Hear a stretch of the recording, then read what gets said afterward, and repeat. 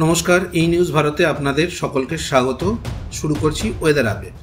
আলিপুর আবহাওয়া দপ্তরের অনুমান, আগামী কয়েকদিন রাজ্যের সমস্ত জেলাতেই বর্ষা চলবে।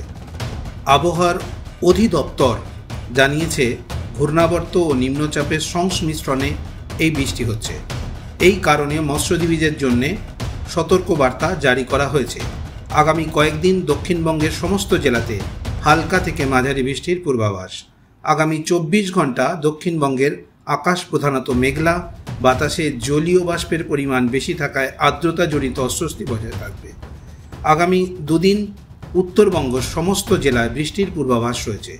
বৃহস্পতিবার থেকে সকল জেলায় বজ্র বিদ্যুৎ সহ হালকা থেকে মাঝারি বৃষ্টির সম্ভাবনা রয়েছে।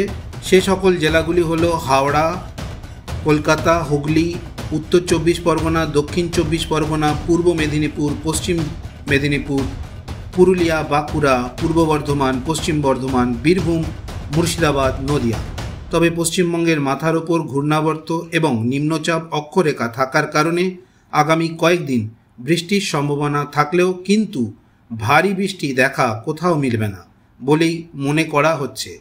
আজ কলকাতা ও তার পার্শ্ববর্তী অঞ্চলে দিনের সর্বোচ্চ তাপমাত্রা 31 ডিগ্রি সেলসিয়াস, সর্বনিম্ন 27 ডিগ্রি সেলসিয়াস, অনুভূত তাপমাত্রা 41 ডিগ্রি সেলসিয়াস। বাতাসে আপেক্ষিক আর্দ্রতার পরিমাণ 89%। আজকের বৃষ্টিপাতের পরিমাণ 14.5 মিলিমিটার।